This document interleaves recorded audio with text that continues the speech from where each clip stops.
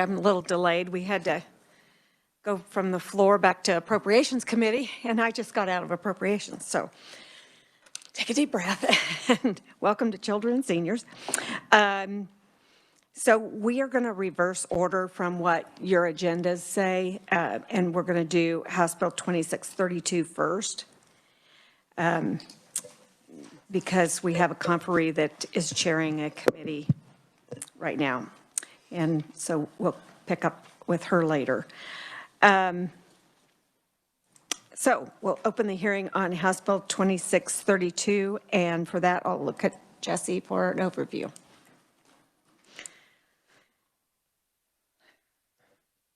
Thank you, Madam Chair.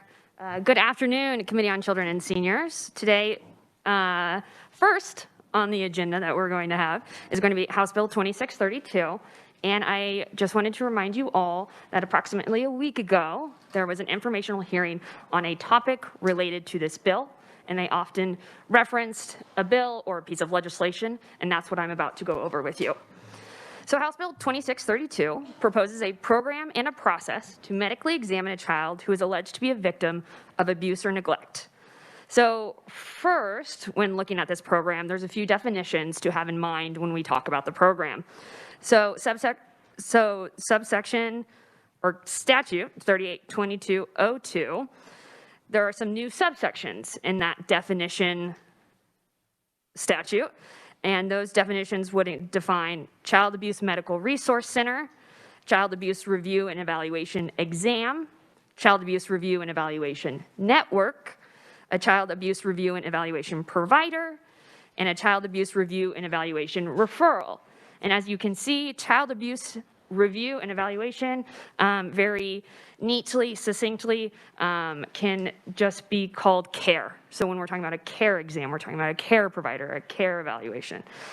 So going into what those definitions are, a care referral means a brief written review of allegations of physical abuse, emotional abuse, medical neglect, or physical neglect that is submitted by either the Secretary of DCF or a law enforcement agency for a recommendation that such child's needs get reviewed in a way that there are recommendations for medical care or that the child go through a care exam. And so a care exam would specifically be a forensics medical evaluation of that child alleged to be a victim of abuse or neglect. And that exam has to be conducted by a care provider. So therefore, a care provider is a person licensed to practice medicine and surgery, is an advanced practice registered nurse, or a licensed physician assistant who performs the exams. They also can provide a medical diagnosis and a treatment to a child alleged to be a victim of abuse or neglect, and they receive specific and continuous trainings on child maltreatment, peer review, and mentoring. So in order to qualify as a care provider, not only can you give the diagnosis and perform that exam, but you are subject to this continuous training aspect as well. So House Bill 2632 specifically amends KSA 2226. So when you are looking at the bill, that statute begins on page 8. But the change is going to be on page 10 in line 23. So it amends this to include an already existing item of a visual observation, which you all know is Adrian's Law. And so this was brought forth as an extension of that.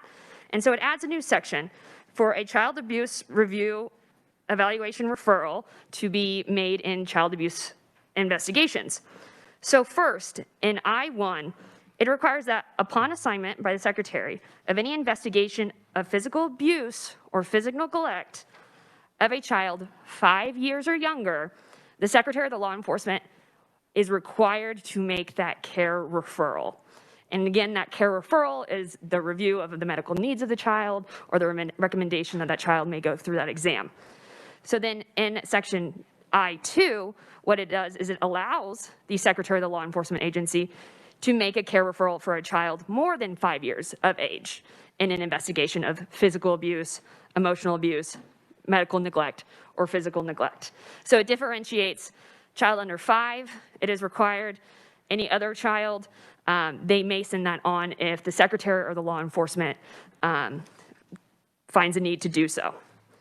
So in new section 1, all the way back on the first page again, what this section proposes is that when this care referral is made under that new subsection, that is made to a child abuse medical resource center, and the center has recommended a care exam be conducted. If the center has recommended that a care exam be conducted, and that during that exam, a care provider determines that a child has been subjected to physical abuse, emotional abuse, medical neglect, or physical neglect, that shall be reported in a completed review, and that review is then given to the secretary and the local law enforcement agency. Then, once the secretary receives that completed review, the secretary shall include the report in the child's case record. That review will be confidential and subject to the same limitations of access that are in the SYNC code.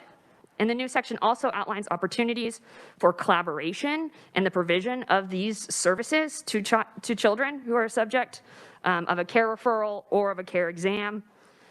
And lastly, this brings in the Secretary of Health and Environment as well to implement and administer the training and the payment for this program of these care providers and providing these exams. So in doing so, the Secretary shall pay the charges for these exams when they're conducted, but only for the amount of the reasonable cost of that exam. And so in order to do so, there will be a Child Abuse Review and Evaluation Fund that is administered by the Secretary to pay for the exams, but also pay for the training of the providers and any other forensics evaluation services that are needed in that collaboration part between the network, the providers for the referral and exams. And then lastly, the section gives the Secretary rules and regulations authority to implement any of those previous items they are directed to do so. And lastly, this section, along with the other 2 amended sections, will be a part of the SYNC code. And with that, I'm available for any questions on House Bill 2632.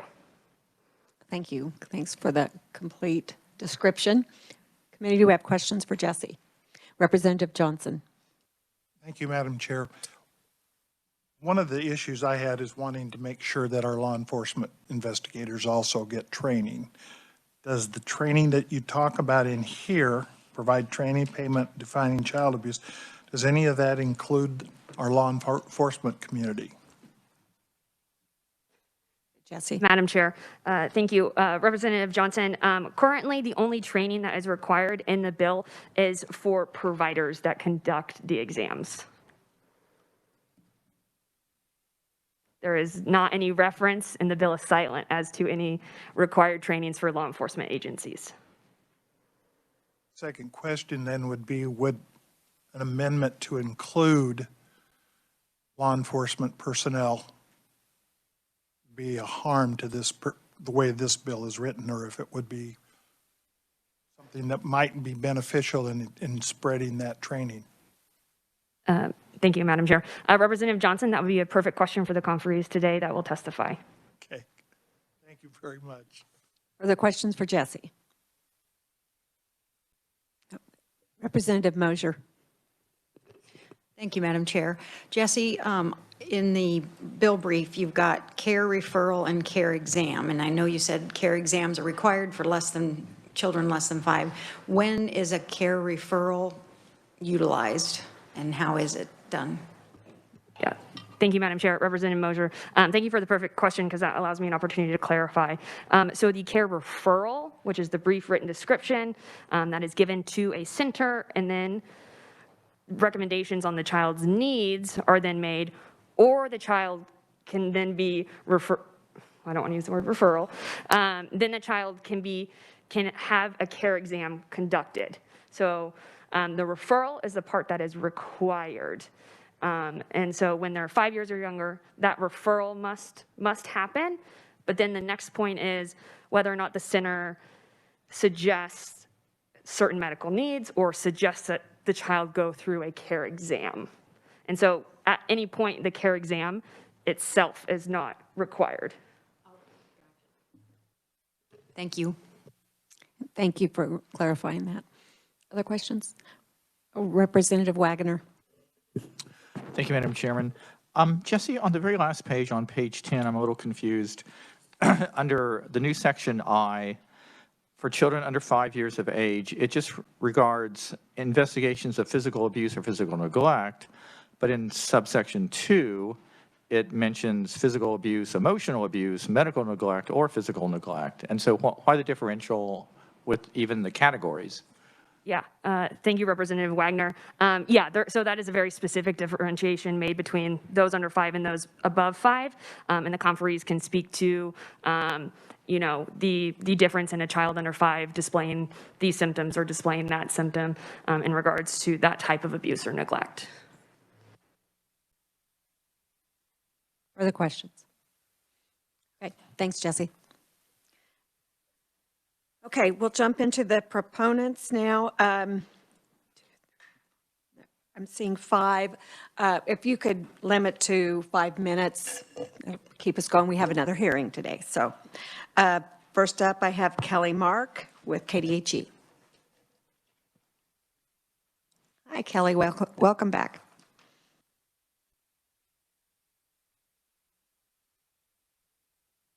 There we go. Thank you, Madam Chair, and members of the committee for allowing me to present proponent testimony for Senate Bill 2632 today. This bill calls for the development of a program within KDHE to provide training and certification of care providers, as well as provide reimbursement to trained care providers for care exams. KDHE is in support of this bill and commends our partners in establishing this promising practice to address and investigate child abuse.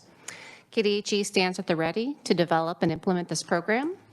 Our one concern is that adequate funding is put in place for the program. KDHE has created a fiscal note which covers development and implementation of the program, as well as reimbursement for the care exams. We use DCF data to approximate about 7,000 care exams would take place. We won't know without a full year of data whether that approximation will be true, but our fiscal note comes in at right around $3.1 million to reimburse for all those exams, as well as do the training and the certification of the providers. Thank you very much, and I will stand for questions at the appropriate time. We'll go ahead and do questions now for Kelly. Okay, thank you. Oh, Representative Helmer. Thank you, Madam Chair. You said 7,000 care exams over what time period? Over a fiscal year. Thank you, ma'am. There's approximately 37,000 cases of child abuse reported, and only a portion of those would actually get recommendations for care exams. Thank you very much. Thank you, Madam. Thank you. Further questions? Okay, thank you. Next up, we have Rachel Marsh with Children's Alliance of Kansas.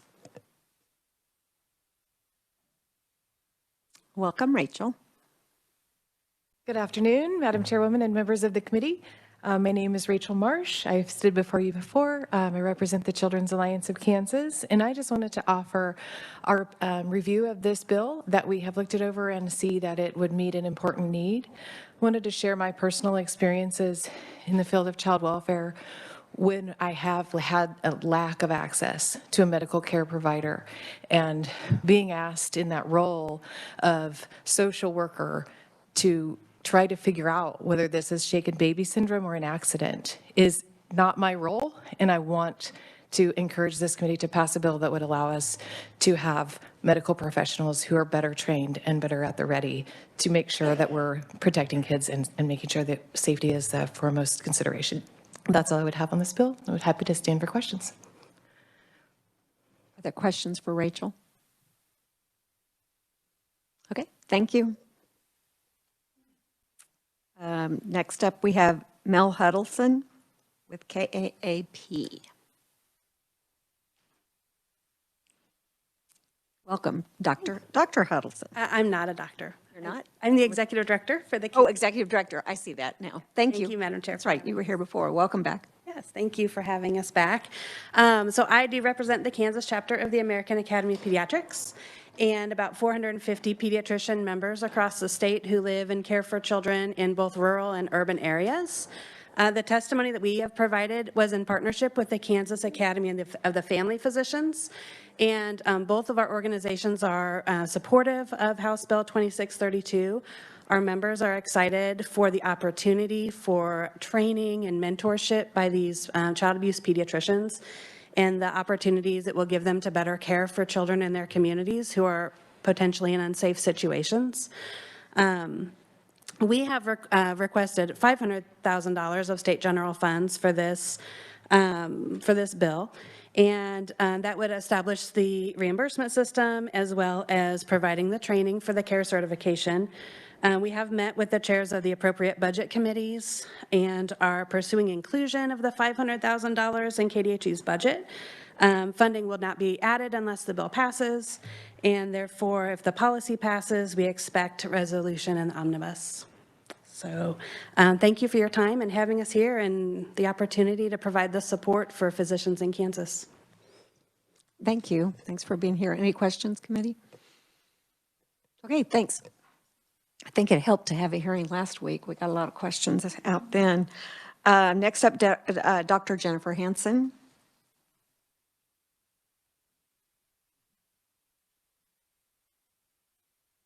Hi, welcome. Thank you, Madam Chair and the committee. I am a child abuse pediatrician. I was here last week. I am just going to speak on sort of two separate issues. One of them is addressing, you've heard two sort of fiscal notes that are very different. The $500,000 recommendation came from our experience with the Missouri Safe Care Network, which has been in place for almost 10 years now. The population of Missouri is about 6 million compared to roughly 3 million in Kansas.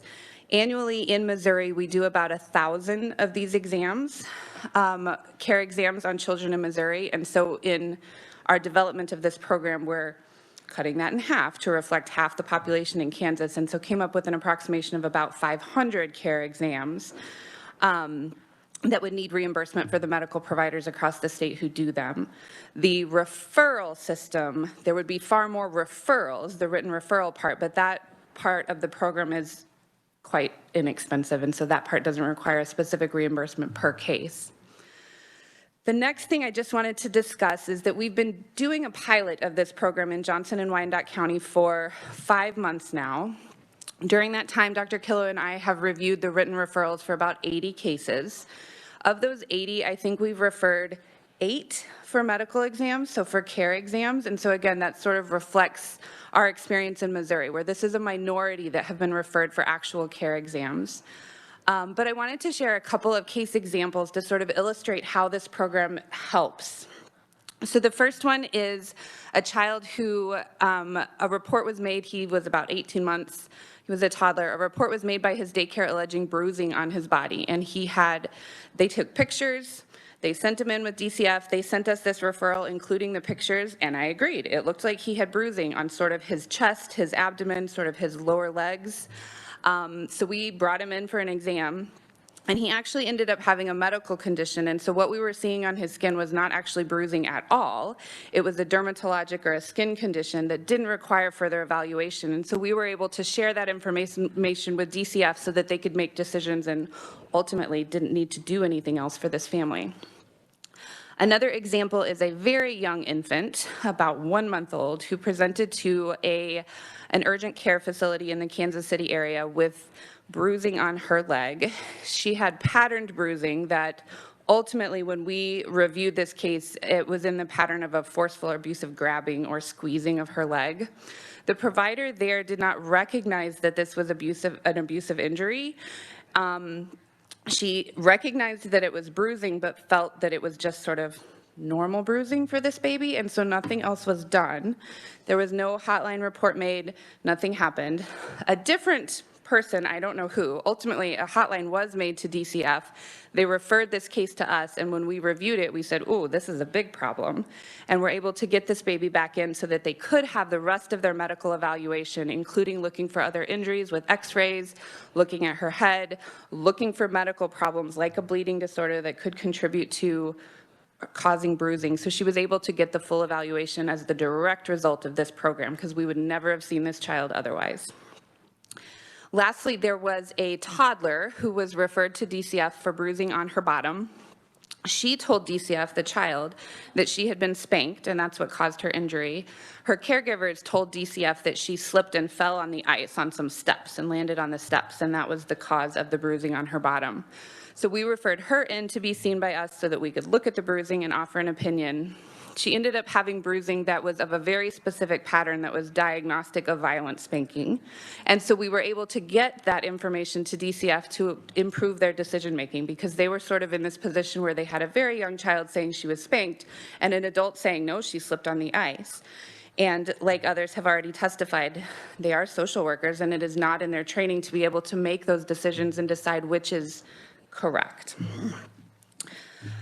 So I think that we just wanted, and again, those are in the cases just from Johnson and Wyandotte County that we've been doing in the past few months, but I think they really illustrate why this program works and is effective, this referral system, to get the best information possible to improve decision-making for families. Thank you.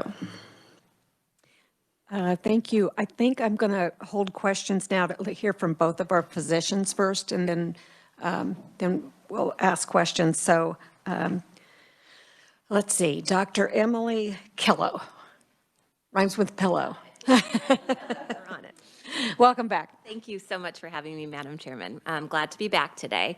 So what I thought I would just review was something that we submitted for testimony, just so that we could kind of distinguish between what the current practice is and what things might look like with the changes that are proposed. So kind of walking through this flow sheet. So currently, when DCF receives a hotline alleging physical abuse or neglect, they investigate per their policies and procedures. And the way things function currently is that a child may or may not receive a medical exam. So some children, especially right now in the Kansas City region or the Wichita region, where there's more of the resources at academic medical centers, those kids may be seen by a child abuse specialist. But in many other areas, children are seen by their primary care provider, may be seen in a local ER, may be seen by another provider, or may have no access to medical care. And what happens is then we just have this inconsistent medical evaluation and inconsistent diagnosis of abuse or not abuse. And so then the practice that is proposed under this care network model is that when DCF receives a hotline alleging physical abuse or physical neglect in children 5 and under, they again would proceed with their investigation and assessment per their policy. And then the proposal is that this care referral, this written document, will be sent to a child abuse resource center. And that referral would be then reviewed by a child abuse pediatrician, so someone with that specialized fellowship training. And the goal that we have in Johnson and Wyandotte County is that it's sent quickly. So our recommendation is that it's sent within 72 hours. And the reason that we have that recommendation in place is so that we can make decisions in a timely manner. Because if a child has injuries present, we want to see them as soon as possible when the injuries are present and when the medical evaluation would be most useful. And then we respond to DCF. Our goal is within 24 hours or 1 business day. And so quick turnaround times for all of these things, recognizing that these are urgent situations that need to be addressed. And so that referral would be sent within 72 hours. In an ideal situation of the report, we would send a response right back regarding the need for a medical exam or not, and what type of medical evaluation. So again, the majority of cases, they don't need medical care based on the reported concerns. And then the other options would be schedule a visit with your primary care provider, go to the emergency room ASAP, or schedule an evaluation with your local care provider, or a child abuse pediatrician would also be included in that care provider designation. And the hope is that this would provide a more consistent process for children to be able to access medical evaluations, and a more consistent process with providing a medical diagnosis related to abuse. And we're really wanting to base this on the highest standards of medical evidence and care, and then also providing that ongoing education, which I think is really important, and mentorship with experts. Because one question I know that has come up is just that, someone who has 3 years of a fellowship training and someone who goes through, training for a few days and gets ongoing education, how is that the same? And it's really not. And that's why there needs to be that mentorship by a child abuse pediatrician, why there needs to be that ongoing education. And then we can also create guidelines for cases that potentially need to be referred on to someone with that fellowship training, and things that are appropriate to be seen, more locally. Okay, I think we can do questions now. Okay, thank you. Thank you. Okay, Representative Neighbor. And just specify which one, or you can ask, let them This decide. could be for either one of you. Thank you, Madam Chair. 2 quick questions, if that's okay. I'm not seeing anything expressed on the psychological, emotional side. So are all of you also trained to that, or you would send them or refer them to a person that is trained in that particular field? Thank you for the question. I think that's such an important question, and that is part of our standard practice. I am not a trained therapist or a psychologist, but part of our practice is to Part of our standard practice is to refer children and their families, honestly, for therapy and other types of resources. So home visiting programs, nurse-family partnership programs, infant-toddler services. So a big part of what we do is assess which resources are going to be most helpful for that family and partner with DCF to figure out what is appropriate. And along that line, if you referred them to a psychologist, a child psychologist, let's say, is that exam by that psychologist, the first time visit, going to be paid for through the system? Like you are doing your exam, would that be included? I think as a point of clarification, when they would see us for a care exam, if there was a diagnosis to be made alleging emotional abuse or psychological maltreatment, that is certainly within our scope of practice to make that diagnosis. The ongoing treatment and therapeutic stuff would be referred out to a counselor or therapist or a child psychologist if needed, but that would be a different funding stream. I don't anticipate that ongoing treatment would be part of the reimbursement that is described in this program. And one more, if I may, Madam Chair.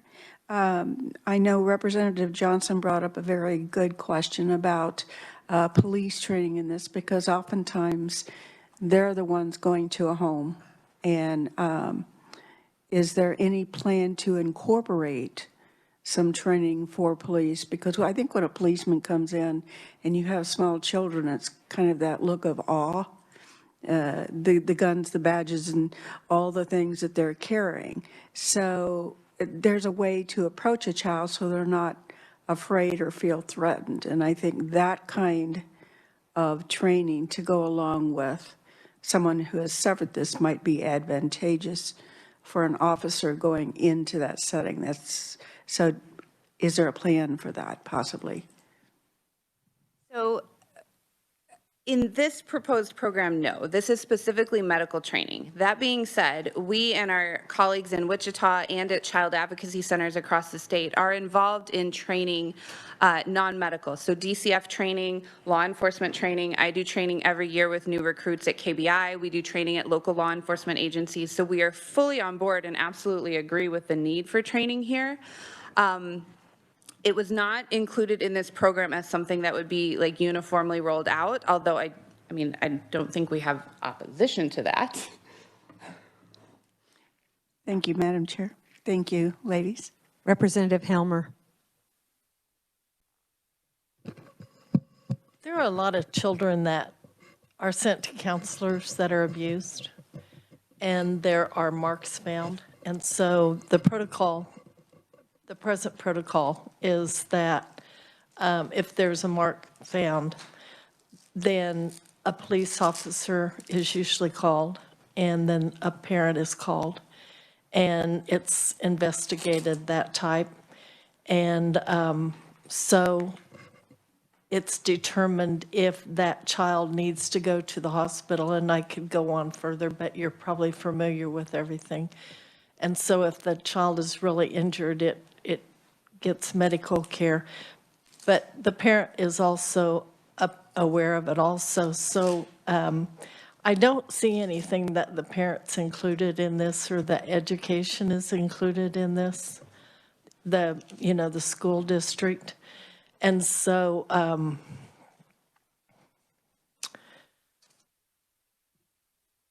I think that's going to be kind of a lot of these 35,000 cases that you're dealing with.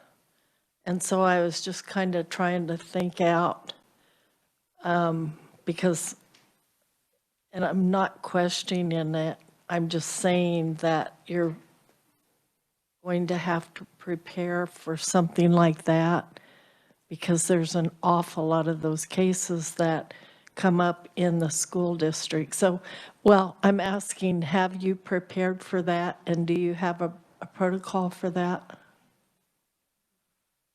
So the referral process, well, a couple things. So one, school counselors and school professionals are mandated reporters in our state. So when they have concerns, those concerns should be reported to DCF in addition to law enforcement. And DCF would have the option for school-age children of sending a written referral if they wanted to, but this process is really targeting children 5 and under for the exact reason that kids 5 and under are less likely to be in schools, to be surrounded by mandated reporters, and kids under 5 are at the highest risk for morbidity and mortality, so dying and bad consequences from abuse and neglect. So 80% of child fatalities in our country from child abuse and neglect are in kids 4 and under. And so that's really why we're trying to concentrate our efforts on this medical evaluation, because young kids are at the highest risk for the really bad consequences like dying, and because young children are less able to talk to someone and talk about what's happening to them. So while I think the process of referring from schools is really important, this is specifically trying to look at those kids who are not yet in school, if that makes sense. I would just add, if I may, to that the development of the care network across the state, though, will help address that because it will provide local medical providers in the communities where the schools and the children are being reported so that they can receive that medical care that currently is many times inadequate. And so it will improve that process. It's, that might not be like the first effect, but it will be the ultimate effect so that we have the expertise in the areas where it needs to be. Thank you. I'm a licensed counselor, so I worked a lot with them, and preschool is really becoming something, and it was 2 years ago, so it's coming back. So you're going to have a lot of kids that age that are evident in it. But I appreciate your answers, and it sounds like you're on target. But thank you very much. Thank you. Ice cream.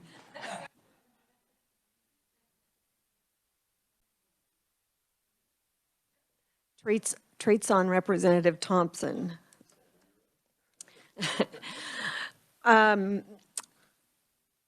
Representative Smith. Thank you, Madam Chair. Ladies, I agree with everything that's said 100%, so I thank you very much. I think, how do you find kids that maybe are being abused if they're not in school, if they're at their home with their folks? Well, that is the question, right? This will help hopefully identify some of them because most kids, even if they don't go to school, if they're not in daycare, they do show up in medical care at some point for their shots, for their well child care, because they've got a sore throat, whatever it is. And so they do have some contact at least with the medical community. And so having medical providers who are better able and better equipped to recognize it will be a first step. But I agree with you, I don't know. Again, I'm all for you. So when I ask this question, I'm all for you. Is there a fine line when there's bruising on the bottom from a parent? Or is it obvious it's too much?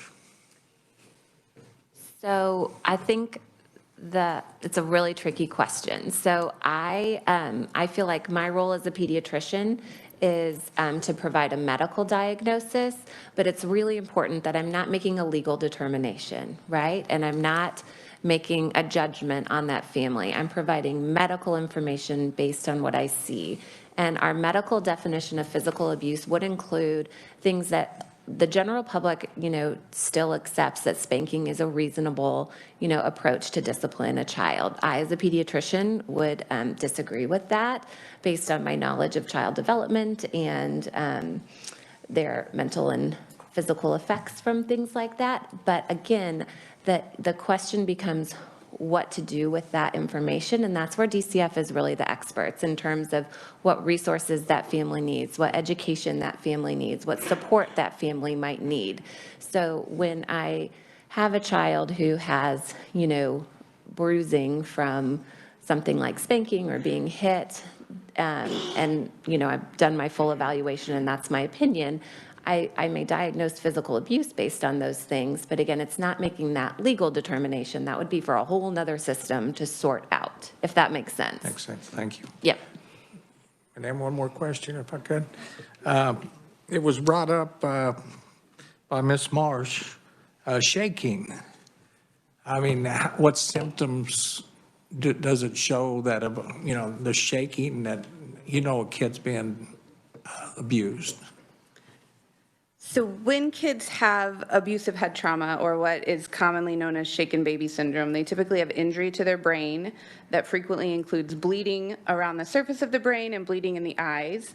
They may have seizures, they have altered mentation, they don't eat right, they don't cry right, they don't sleep right, they don't act right. And so the symptoms range in severity from being relatively minor to death, but those are... Kids with abusive head trauma or shaken baby syndrome are sometimes missed when they have relatively mild symptoms because they either don't go to a doctor or they go to a doctor with those mild symptoms where they could potentially have lots of different causes. But the kids who have more significant injury end up in the emergency room and get the right evaluation. But those are kids. Dr. Killo talked earlier about developing some guidelines for which types of providers should see which types of cases. In Missouri, we generally feel that a child with abusive head trauma or shaken baby syndrome or concerns for it should be seen by one of the fellowship-trained providers to help sort out all of the nuances of that condition. Thank you all very much. Thank you, Madam Chair. Representative Wagoner. Actually, I need to talk to Ms. Marks from DCF, just kind of directed to her. Or KDHE, excuse me, thank you.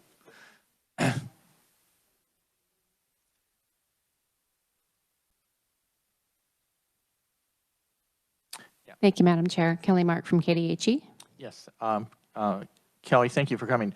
I do have, the folks here, the pediatrician group, that's presenting, talked about that actually their estimate on the number of actual examinations, which is just a percentage of those that need referrals. And I'm just wondering, that would definitely affect the fiscal note on this. And I don't know, how will you guys reevaluate your fiscal note is kind of where I'm going on this. It seemed like they had pretty real world evidence as to Sure, how it yeah. worked out. Our fiscal note was based on conversations with DCF. And as I said, they had around 37,000 cases of child abuse assigned to workers. DCF said the cases that were coded that would fall into possibly a care exam were between 5,700 and 7,000. So that's what we based our numbers on without having an actual year worth of data to see how many cases come in. We could only base it on the number of cases that Missouri has for their program or using our approximation from DCF data. Okay, thank you. I think you had a comment, the other lady, or doctor, excuse me, if you don't mind. Just as a point of clarification, that 5,700 to 7,000 in that age range, those would be the kids that would receive a written referral, a mandatory written referral, but only a percentage of those would be referred for the care exam. And what percentage do you feel like in Missouri? Maybe about 10%. I think we do in the ballpark of 10 to 11,000 of these written referrals a year in Missouri, and we do about 1,000 exams. So roughly 10%. Okay, thank you. Okay. Both of the physicians can, I mean, or either or. So I've read the bill and we've listened to Jesse walk through it, but can you just talk through a scenario of so you get the timeline? Sure. So these referrals would be sent to us by DCF. So DCF will receive a referral from wherever they get it in the community, a daycare, a school, a doctor's office, wherever it comes from. And it comes to you. It comes to DCF first, and ideally, within the first 3 days of their investigation, they will send a written referral, this written one-page form, to us by email. We will review that, and within 1 business day, we will get it back to them. So in my ideal world, this is by day 4 of their investigation. Our referral then will include our recommendation for medical care, whether they don't need it at all, whether they should check in with their pediatrician, or whether they need to come see someone with specific training. That recommendation then goes back to DCF, and they are able to use that in their investigation and planning with the families. So they can give that recommendation to the families, they can build their treatment plan or whatever it is with the families using that information. Ideally, if a child has injuries and we said that we recommended a care exam, that would be scheduled with their local care provider or with one of us in one of the major cities within a couple of days. Again, especially if a child has current injuries, the sooner that we can see them, the better. And so ideally, this all happens within a matter of days. We do occasionally in Missouri still, we've had this program for almost 10 years, like I said, we do occasionally still get a written referral form from an injury that allegedly happened months ago. It makes it a little bit difficult on our end then because I might say, 3 months ago I would have recommended an exam, but now I don't really know what to do with this. So that's sort of the timeline. DCF gets the report, they send it to us within a couple of days, we send the referral back within a day, and then they make their decisions with the families about getting them in for medical care, again, hopefully within a couple days. Okay, and then the payment is both for your time to evaluate and the care exam? Right, so when a child or when a patient is seen at a medical center, if you've looked at your EOBs from your insurance, there's all sorts of fees that get charged. One of them is the provider fee, so the time of the doctor actually seeing you, and one of them is what they call a facility fee, which is basically it's the overhead, right, for providing that space and the electricity for that to visit, right? Those are the 2 costs that are specifically covered by this reimbursement. If the child is also referred for x-rays or lab tests, or if they have to see an ophthalmologist or something else, those costs are billed through the usual methods, through insurance or whatever it is. So it's literally just the care provider's time and the facility fee associated with that. That's the exam reimbursement piece. They can't double bill. So if they're seen by a local care provider and then we see them after that for follow-up or whatever, then we don't get to bill also. Okay. And you can't double bill insurance. Right. You don't also get to bill insurance for the time at the same time you're getting a care reimbursement. So how do you recruit your care provider? So we use people like Mel and the statewide network of pediatricians and family practitioners, and we put it out there. We make the continuing medical education free for them so they don't have out-of-pocket costs associated with becoming trained. And then there's the benefit that they get paid for their time. Most of these providers who sign up to do this are already doing these exams in their home communities, but right now they're not getting reimbursed for their time. And they don't feel like they have adequate training or support to be able to do it. So they're on board for this because they get the initial training, they get reimbursed for their time, and they're directly linked with one of us so that they have that direct line of support if they have questions or they're not sure what they should do next. So is it required that they go to a care provider, or if you're nodding yes? So if they have a family physician right there in their community that has not done your training, they can't go, that they need to travel? So DCF will make that decision with the family. If the family flat out refuses to travel and go somewhere else, DCF will use that information and decides what's best. And if they end up seeing their local family medicine doctor, that's okay. It's still better than nothing. That family medicine doctor who is not a care provider, though, will not be able to bill the state for reimbursement for that exam. Well, that right there would be good recruiting opportunity, but to learn the process. Representative Esau. So my question had a little bit to do with that. Can the state bill insurance to get reimbursement if they have coverage, or can it come like through Medicaid or CanCare? I mean, basically, that's what's happening now for these exams. The problem is to do a detailed exam. If you come to my clinic to do one of these exams, you're there for 2 to 3 hours. It's a more detailed and more in-depth medical evaluation than nearly every child has ever had. And what I can actually get reimbursed for Medicaid is like a 15-minute visit. So the reimbursement currently in place is just inadequate.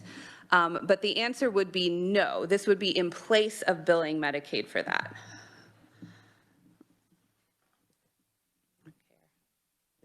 So how many rural care providers do you have in Missouri? So depends.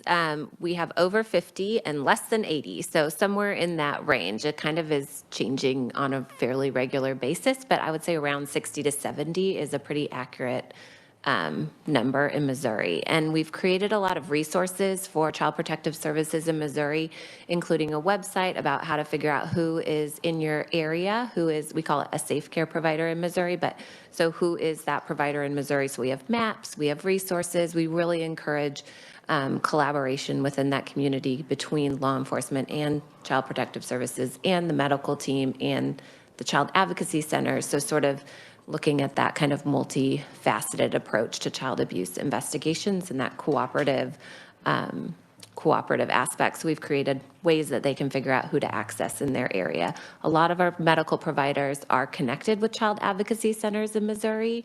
And I think just another plug for that approach too. So in Missouri, every county is covered by a child advocacy center. In Kansas, we still have black holes of the state where the kids don't have access to a child advocacy center or forensic interviewer, which is another issue, but I think it's tied to this. So I think it's worth bringing up because those places do provide that kind of central hub for us to have access to medical providers who are seeing these children as well.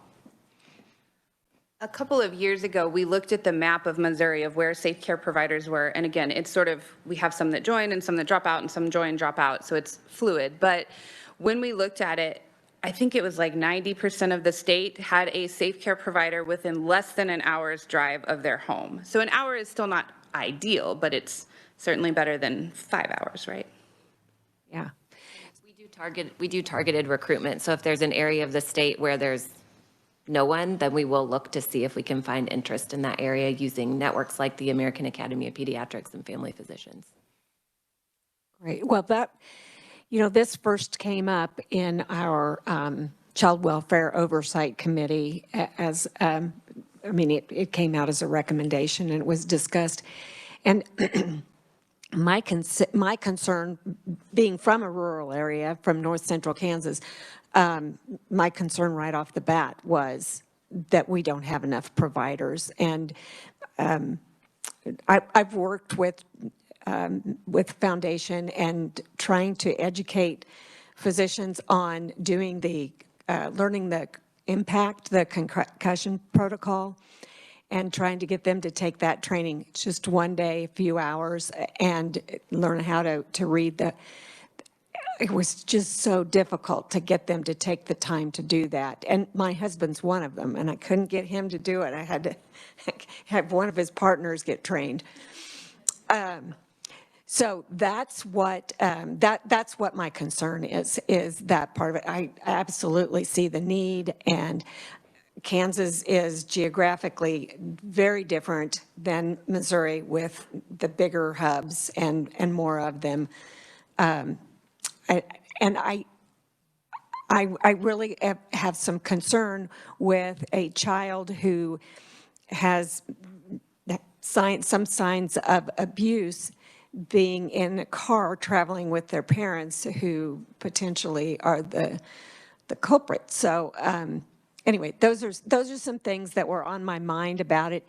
I felt a lot better after you were here last week, and I continue to have discussions about it. But I believe that I appreciate what you're doing and having you here, but I do believe this fiscal note is very problematic for this bill moving forward. So, any other questions? Okay, thank you very much. So I will draw your attention to some written testimony that you'll find on your S drive from Deanne Dinkle, Safety and Thriving Families and Performance Improvement from DCF, and Melissa Johnson, who we heard from last week with the Attorney General's Office. I show no opponents and no neutral. Is there anyone here to speak? Okay. With that, I will close the hearing on House Bill 2632. Representative Smith. Thank you, Madam Chair. Just commenting, the fiscal note was 3.1 million. And gosh, that seems really reasonable to me. I think. Reasonable? Yeah, I just think, if we're seeing 7,000 care exams, I'm just thinking 3.1 million is a bargain. I think if we can take care of our kids, it would be. I just have a feeling that it was so much less than that in Missouri that it might be off a little bit. Thank you, Madam Chair. Okay, I've closed that hearing. So I'll open the hearing on House Bill 2700. Thank you, ladies. Okay.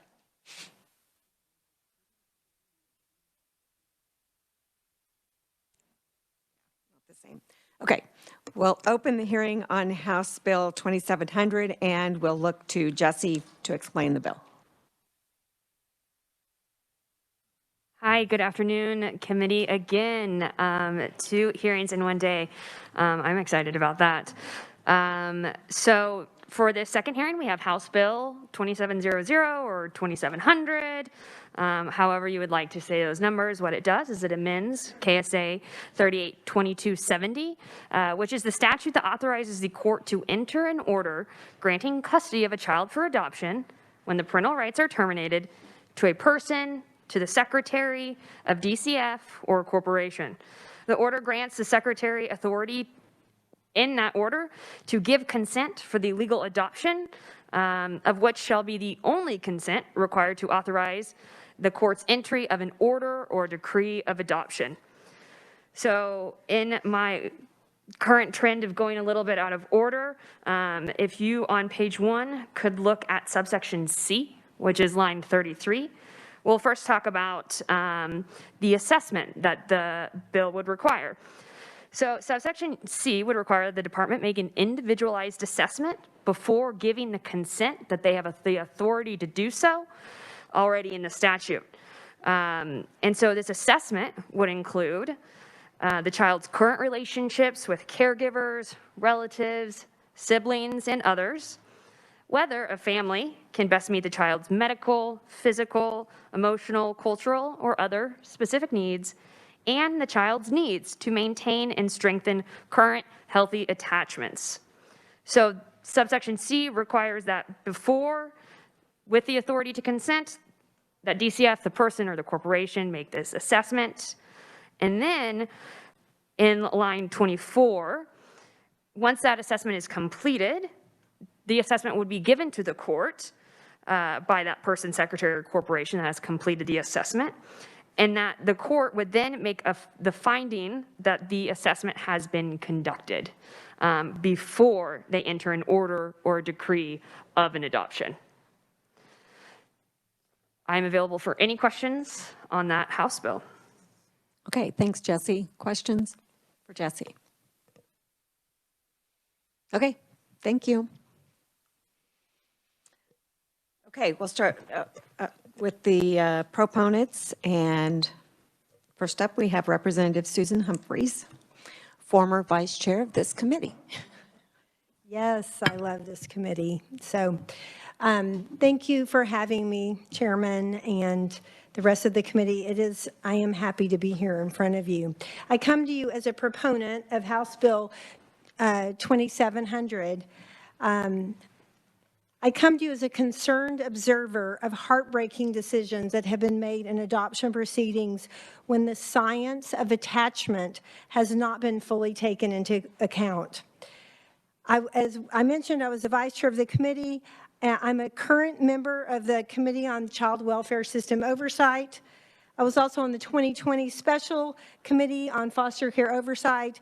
I come to you as an adoption attorney for the last 7 years, and also as an adoptive parent and grandparent. You can read my testimony. It's short, but what I really want to call to your attention are two proponent testimonies from others, and they have given me permission to do that. I know what it's like to not have the paper in front of you. I mean, of course, we're all dealing with that right now in our committees, and sometimes it's hard to go back once the committee is over to read the testimony online. So I just want to bring to your attention two completely different sets of testimony. One is from an adoption attorney in Wichita, Megan Monsoor. She works at Hinkle Law Firm. She is looking at everything from the legal side and what she has seen in doing many, many adoptions. She would be one of the top adoption attorneys in Wichita and involved in every facet.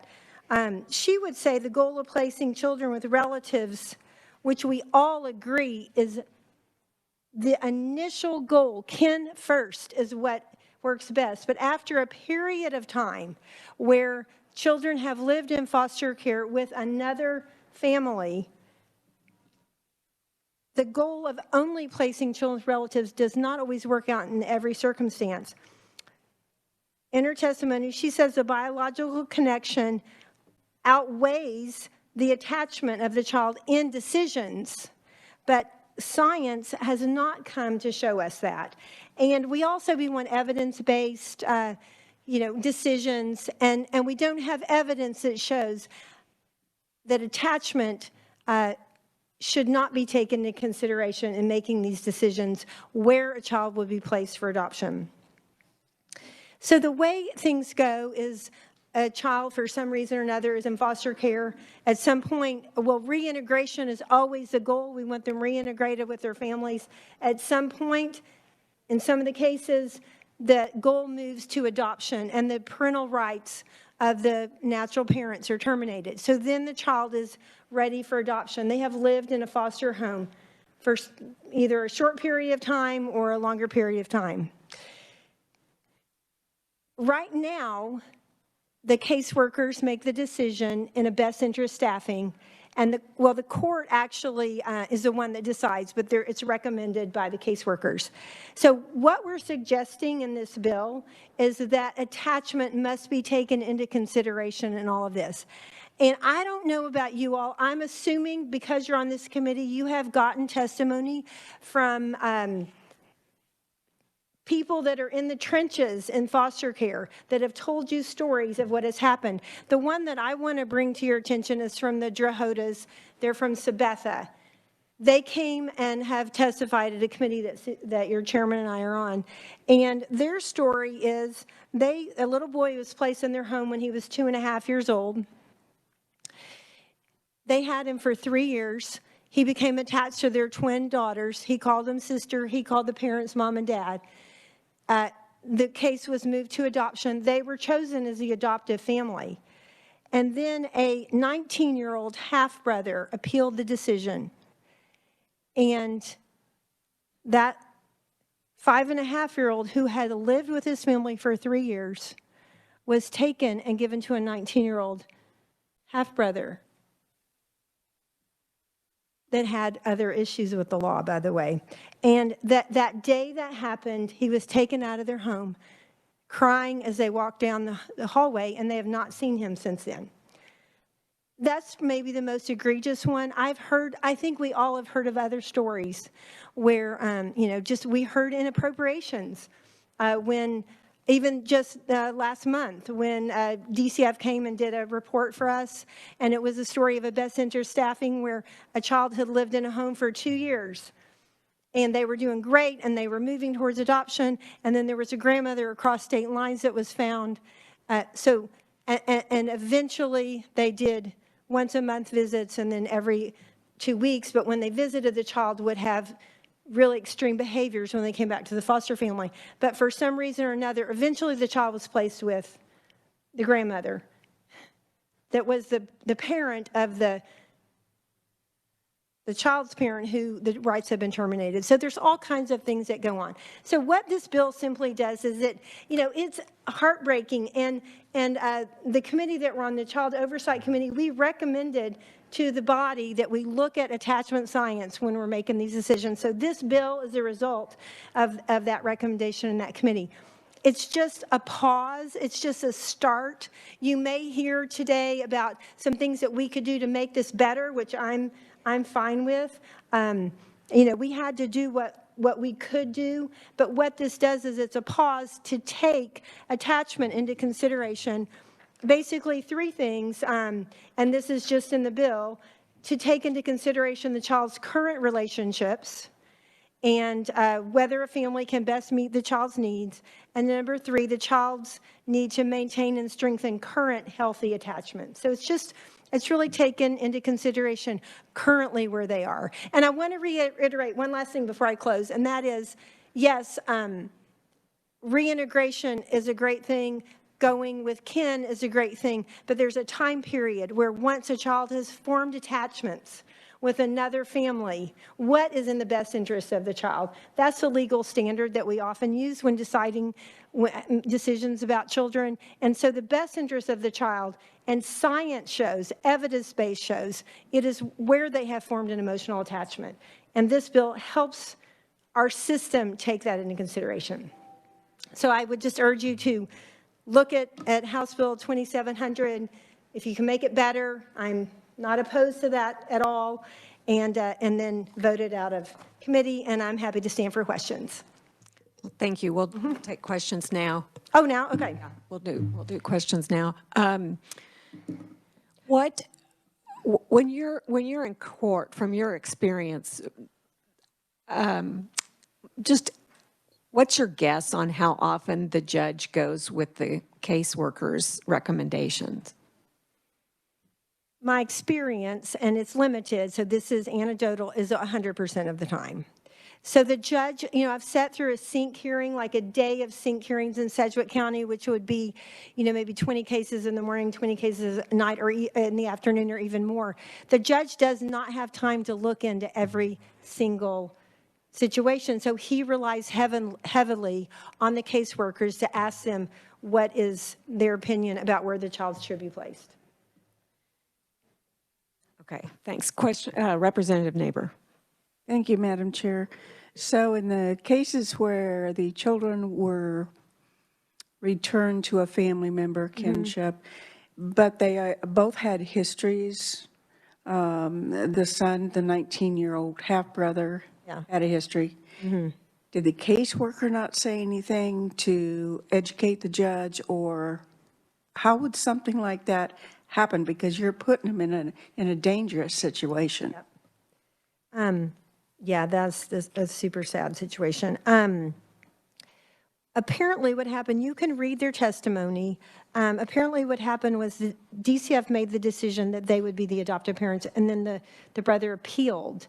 And their caseworker called him and said, the adoption decision has been reversed by DCF, and our little boy would be moving to his brother's home to be adopted. So somehow in his appeal, DCF decided. And then what happened was DCF makes a decision. The judge has to stamp it, but the judge takes, DCF's recommendations, and caseworkers in our child placing agency, they take their recommendations most all the time because they don't have an opportunity to go back and see all the history, because there's a lot of cases, at least in in the busiest of districts, But a court districts. caseworker, I'm sorry, but a caseworker would know. There's got to be an advocate for that child. And I would say during that, when it was appealed, somebody didn't show up again to And I don't attend. know that process in this particular case. I will say DCF has a goal, and I think their goal now is 50% or more of the cases, you know, the children should be found to be with kin. And so, you know, I feel like the goal has become, sometimes, let me just say this, the best interest of the child is not always determined in my mind when they don't look at attachment, because they've got this goal in mind, and sometimes they might let that be the most important rather than the best interest of the child. Thank you, Madam Chair. I guess I would say numbers don't always prove the best decision-making. Thank you. True. And I'm aware of another case very similar to the Drohotas. Did I say? Now, we have had, I mean, many, I'm thinking maybe y'all have gotten, but scores of them we've heard about, actually. But I do think that it's my understanding this administration has made it made an effort to find kin quicker, sooner. Yeah, and that would be great. You know, quicker, get them right into the home as the first placement would be ideal, you know, so. But yeah, but what's not ideal are the social workers, that the boots on the ground that are saying, you know, that they have a quota, that they need to place a certain number of kids with kin, and regardless of that impact on that child, and that has been said. Representative Hoy. Thank you, Madam Chair. I want to see if you can help me walk through how this would have worked, especially reading through and hearing about the testimony from the Drohotas. So the assessment is just to provide additional information to the court. So they could have documented some of these relationships and needs, but it's not requiring that the court or anyone act based on this assessment. The bill that you're looking at today? Yes. Yes, right. This is kind of a pause. It's kind of an extra layer. And, you know, we don't always like extra layers to have to add one more thing, and I don't either. But in this case, adding that extra layer of having to just take attachment into consideration is what we're asking for. And have that documentation and the opportunity to review that. Okay, Yeah. thank you. Mm-hmm. Further questions? Representative Wagoner. Yes, Representative Humphreys, good to see you. So how far would you take this? As far as, I mean, it's one thing if someone's like a half-brother or their cousin or, you know, sort of distant, but would this even come into play if it was literally, you know, an aunt or an uncle or somebody of, you know, relatively close familial relation? That's a great question. I think I'll have to phone a friend on that, because the statutes, I think, well, the statutes do give a definition of kin. Is it, how many degrees? 5 degrees. Oh, that's right. Yeah, of, you know, so like a parent's 1 degree, and then an aunt, I guess, is 2 degrees. We just heard that testimony the other day, 5 degrees. Mm-hmm. So normally DCF, if they're really pushing for kin, they could go to 5 degrees and they would still call it kin.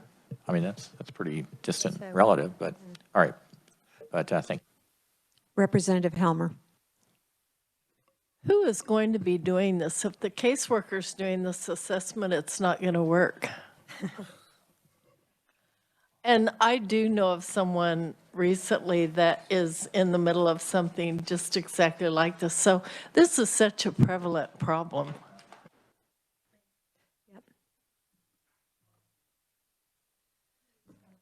Thank you, Madam Chair. I understood that I perfectly. think Rachel will answer that for you. Yep. Yes. Mm-hmm. Thank you, Madam Chair. And thank you for writing this bill and bringing it to us, because I know I just took a bite and We wrapped caught up her too off quick. guard. I apologize. And I know we've all heard cases like this. I know of one where it wasn't, it was like kin, where the child was very attached to the foster parents, and the caseworkers, for whatever reason, chose to place them there. I don't want to give too much personal information beyond that. And I know what their justification was, and no matter how much I try to see it from their viewpoint, I simply couldn't comprehend what they did with a little less than 1-year-old baby who was attached to the foster family. I like how you say this will be presented to the judge so that the court has some documentation that it's been evaluated. Is there anything in there that allows the family that the child is attached to add their comments, or will it always come through the agency? We haven't addressed that piece yet. So that's, this is kind of our first, but. That was just something I thought of as we were hearing this discussion. Thank you. Representative Smith. Thank you, Madam Chair. Thank you, Representative. I was just wondering, we said this child under 1, which I understand it's too short of a time, but these people have had this child for 3 years. How come they didn't, start the adoption ship quicker, or? Yeah, because probably, I'm not for sure, but in this case, probably the child was put in foster care at 2.5, then the parents had an opportunity for reintegration. So they make every effort to give the parents opportunities to, different milestones they need to make. And then if they don't, eventually their rights are terminated. And all of that takes a long time. There's no set time limit. It's whatever the judge or the person determines. That's another issue that we would love to take up at some point. Thank you. Thank you, Representative. Thank you, Madam Chair. Representative Johnson. Thank you, Madam Chair.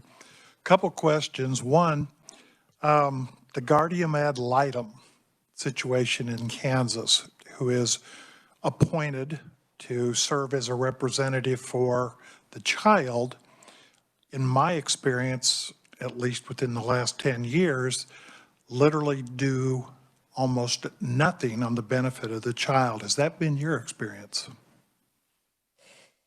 Yes. And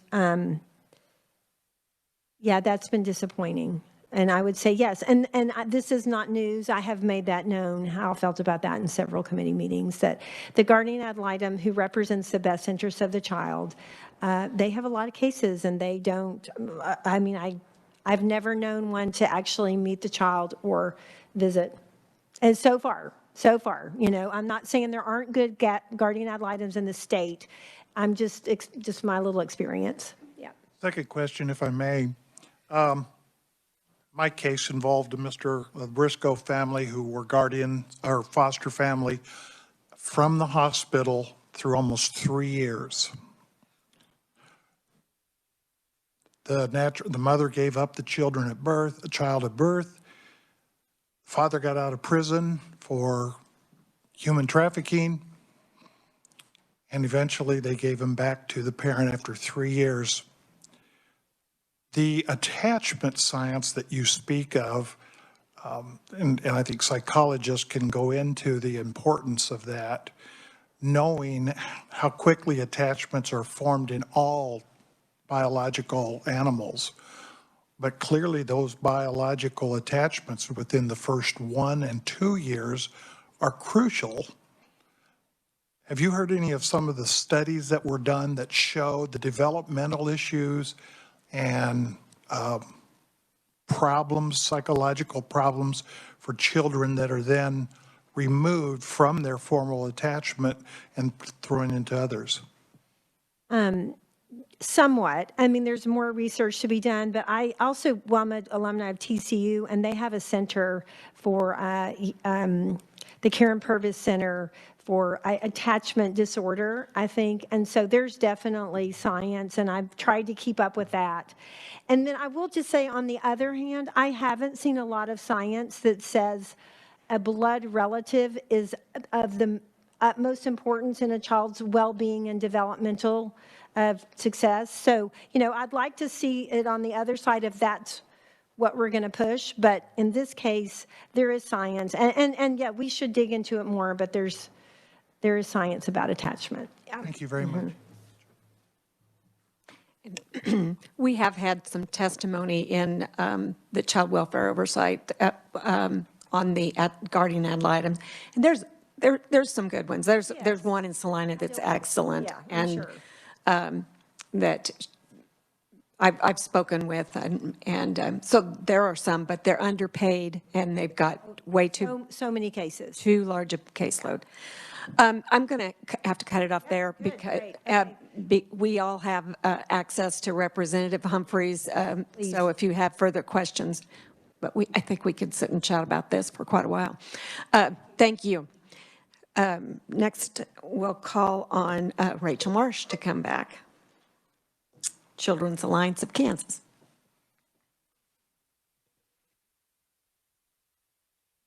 Committee, thank you. I need to start by asking if you are intending to be done by 3 o'clock, because I kind of reserved my earlier time for this conversation. What is my time limit, Madam Chair? Why don't you see what you can do in 5 minutes? And I know you sent me a message that you wanted 15, but you're not going to get it. But yeah, we've got a couple other conferees, and we also have pretty good access with you. So That is, yes, thank you so much. I just wanted to be on target with what the committee was expecting. As you know, my name is Rachel Marsh. I represent the Children's Alliance of Kansas. And I've laid out in the first paragraph of my testimony all of the different ways that the members of our organizations help children and families and prospective adoptive families move through the adoption process. What I want to highlight to share with you my own adoption experience is that my very first position was as an adoption case manager. I did that for about 9 months, which was not extensive, but I learned a lot about the process and all the rules. And then subsequent to that, I worked as an attorney with a private provider and found that contested adoption cases were one of the largest pieces of my work, which I never really wanted to be that way, because you don't want to have a contest at the end of a case. And if you do have a contest in the end of a case, in some ways it's good news. That means that there's more than one person who loves this child. However, we want to make sure that our system of care is set up so that we do not create the situation where contested adoptions are a necessary part, unless absolutely it's just unavoidable. I cannot agree more with many of the things that Representative Humphreys has said about the difference between some stated policies sometimes and the practical realities of what happens in the field. What I have been able to learn as I've been working through understanding this bill, understanding current practices, is that there was a prior policy at DCF that basically kind of said, we believe that if a child is attached to one person, they can reattach to another person. And that policy kind of contributed to a culture where there was an expectation that we should place with relatives.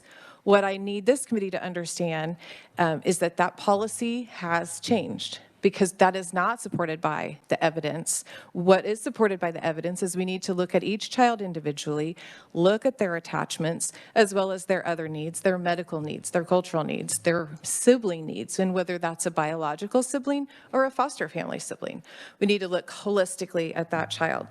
So I think that's one piece that it's important to bring, because I did not know personally that that policy had changed, and I am so glad to hear that it has changed.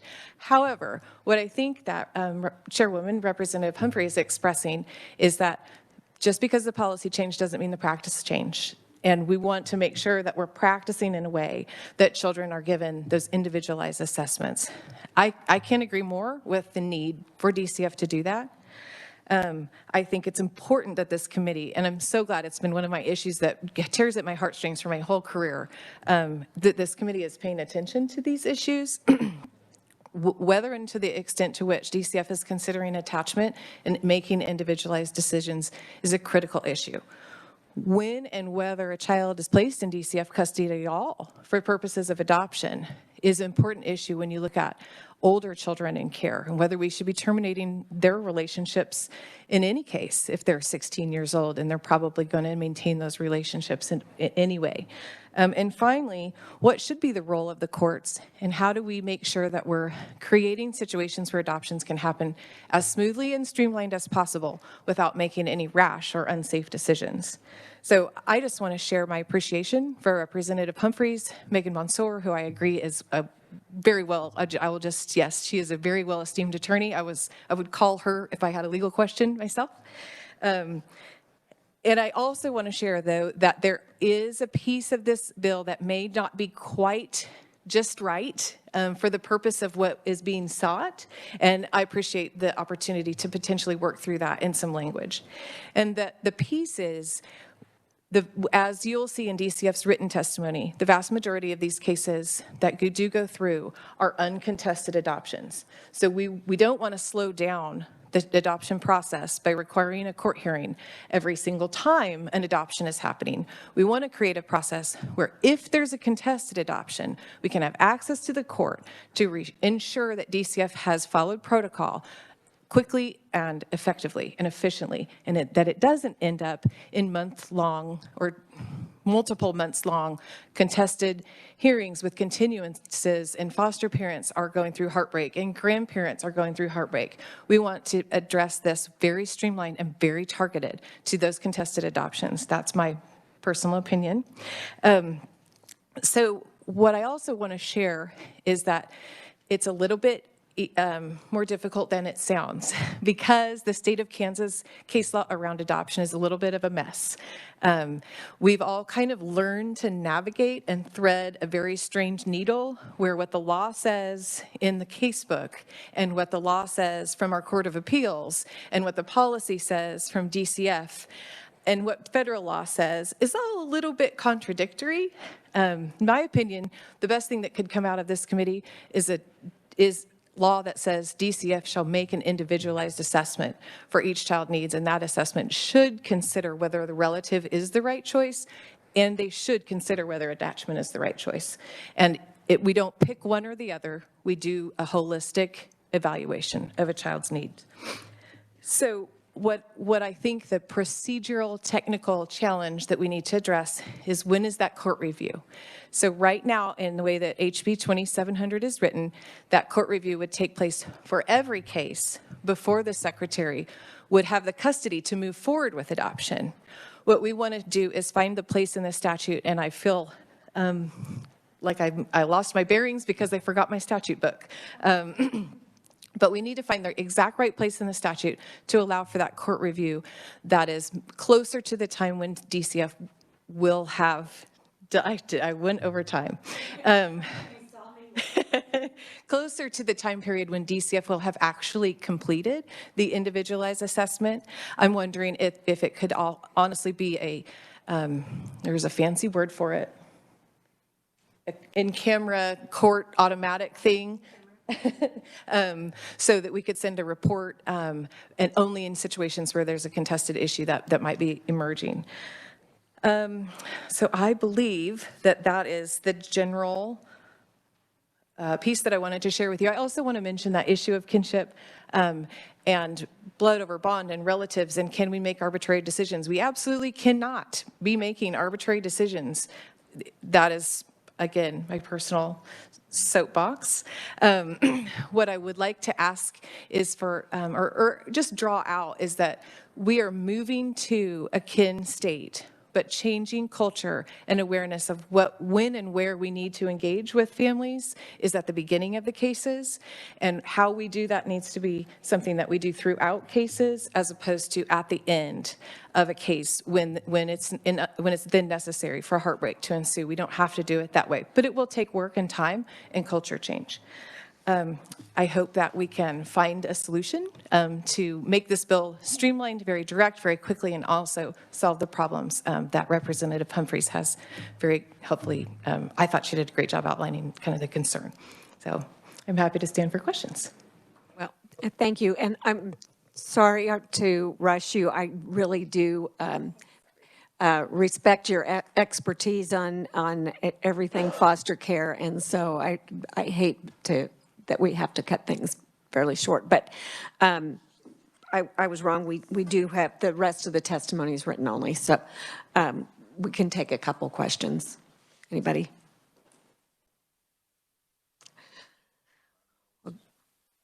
Great. I think everybody wants to be done on time.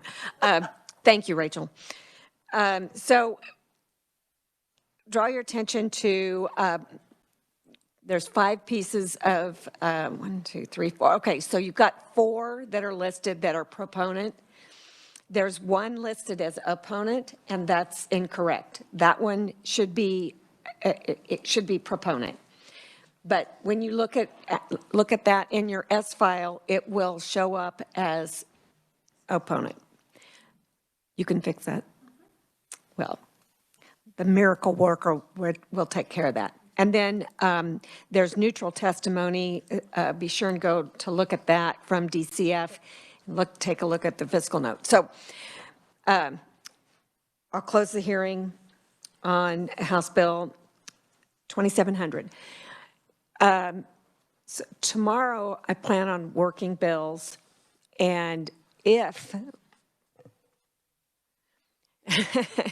we also have senior nutrition, which is the jinx, because we've already had to reschedule them. So if we, and on Monday, I scheduled call of the chair. So if it snows and we do not meet tomorrow, Monday is our last day. And so we will have to meet on Monday to work bills. So with that,